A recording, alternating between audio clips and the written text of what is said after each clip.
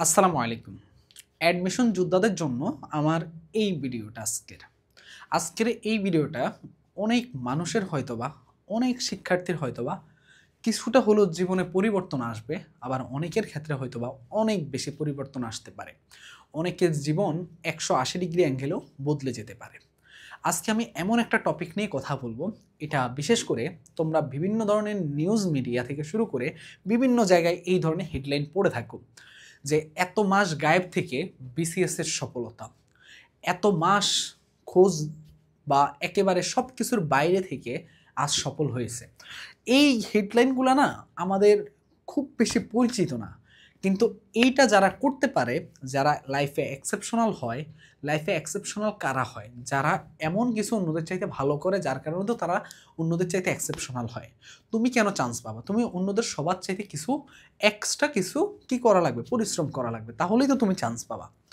দেখো, জীবন বদলে দেওয়ার জন্য তোমাকে গায়েব হয়ে যাওয়াটা সবচেয়ে বেশি জরুরি।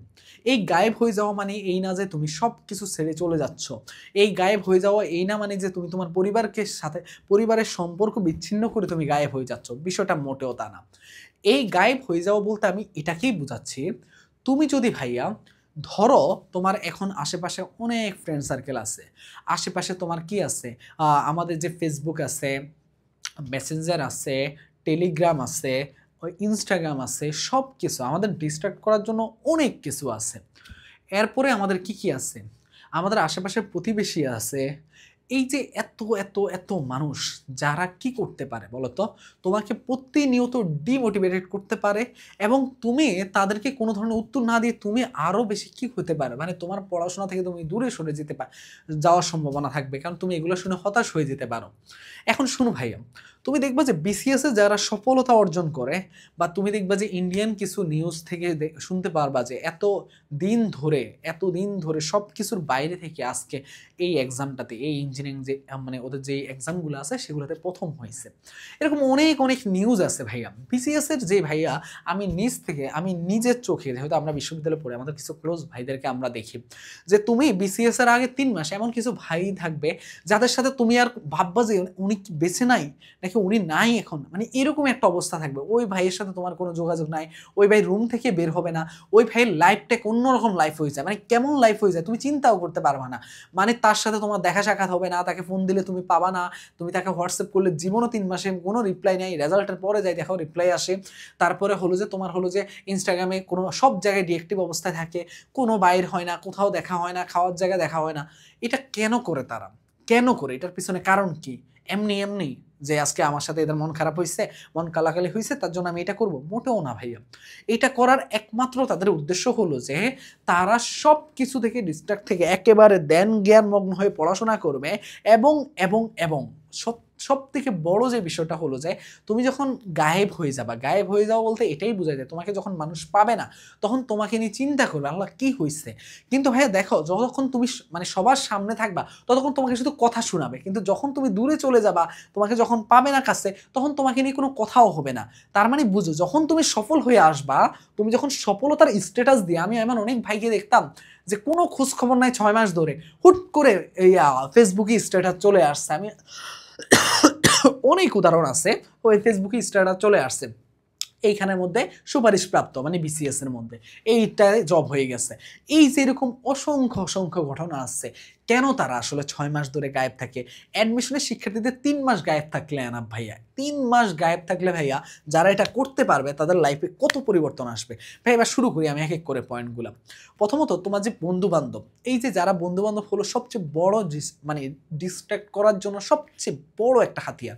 দেখো, তুমি যখন অ্যাডমিশনের প্রস্তুতি নিবা, তখন তোমার পড়াশোনার চাপ থাকবে অনেক বেশি। এই যে তোমাকে বন্ধু বান্ধব যারা ডাকতেছে, এই যে সময়গুলো তাদের সাথে নষ্ট করতেছো, এই যে ঘন্টার পর ঘন্টা দেখবা ব্যয় করতেছো, আজকে কোচিংয়ে গেলে আসার সময় 1 ঘন্টা নষ্ট করতেছো, তোমার কাছে এই 1 ঘন্টা কিছু না, কিন্তু ভাইয়া বিশ্বাস করো, অ্যাডমিশনে এই 1 ঘন্টা অনেক বড় বিষয়। কারণ কি জানো, এই 1 ঘন্টায় আরেকটা স্টুডেন্ট তোমার সাথে যে প্রস্তুতি নিচ্ছে, সে আরো 100টা এমসিকিউ সলভ করতেছে, একটা এক্সাম দিচ্ছে এই 1 ঘন্টায়। আর তোমার জন্য সেই 1 ঘন্টা যদি ইম্পর্টেন্ট না হয়ে থাকে, অ্যাডমিশনের জন্য ওই 1 ঘন্টা অনেক বেশি ইম্পর্টেন্ট। এরপরে আসো ভাইয়া, তো এই যে বন্ধু বান্ধবদের সাথে যখনই সময় নষ্ট, দেখো তোমার বন্ধু বান্ধবরা এই যে এখানের মধ্যে তুমি এমন একটা, দেখো অফলাইনের মধ্যে যেহেতু আমরা সবাই অ্যাডমিশনের প্রস্তুতি নিচ্ছি, আশেপাশে সব ব্রাঞ্চ আছে। তোমরা যদি অফলাইনে উদ্ভাসের প্রস্তুতি নাও, যেখানেই নাও না কেন, কোনো ইয়ার নাম নিচ্ছি না আমি, যেখানেই নাও না কেন, তুমি যেখানে তোমার পরিচিত ফ্রেন্ড বেশি, তুমি ওখানে যাবা না ভাইয়া, তুমি অন্য ব্রাঞ্চে যাও, আশেপাশে তোমার আরেকটা ব্রাঞ্চে যাও ভাইয়া। এইটা করলে দেখবা যে তুমি তো এখন কাউকে চিনো না, তোমার প্রস্তুতি থাকবে শুধুমাত্র পড়ার মধ্যে। তুমি তখন কারোর সাথে অন্য কোনো বিষয় নিয়ে কথা, অন্য কোনো, দেখবা তুমি যখন পড়ার মধ্যে থাকো তখন এক ধরনের ফ্লো থাকে, কিন্তু যখনই তুমি ফ্রেন্ডদের সাথে গেলা, এখন অন্য একটা টপিকে চলে গেলা, আলোচনা হচ্ছে, তখন পড়ার ফ্লোটা নষ্ট হয়ে যায়, তখন তোমার মাথায় এই জিনিসগুলো ঘুরে। তাহলে দেখো, প্রথমত আলোচনা করছো অপ্রয়োজনীয় জিনিস নেই, এখানেও সময় নষ্ট।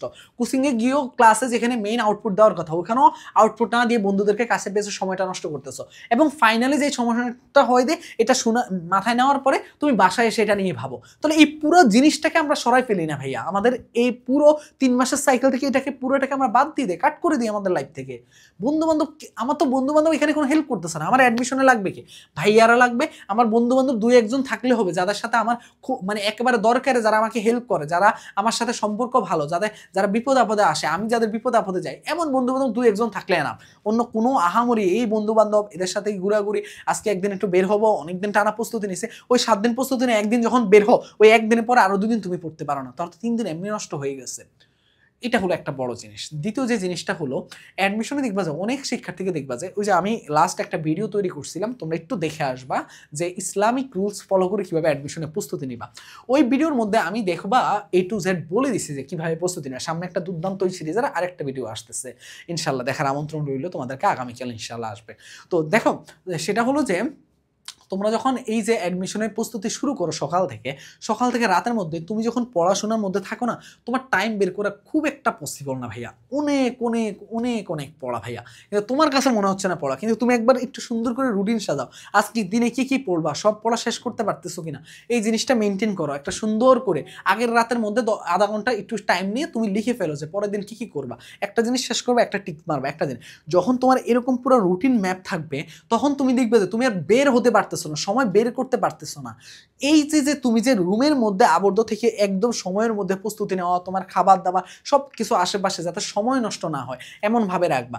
এখন এইটা করার উদ্দেশ্য কি, তোমাকে যাতে বাইরে খুব বেশি সময় নষ্ট না করা লাগে, পাড়া প্রতিবেশী মানুষের সাথে এখন তো দেখা হওয়ার দরকার নাই, তারাই তোমাকে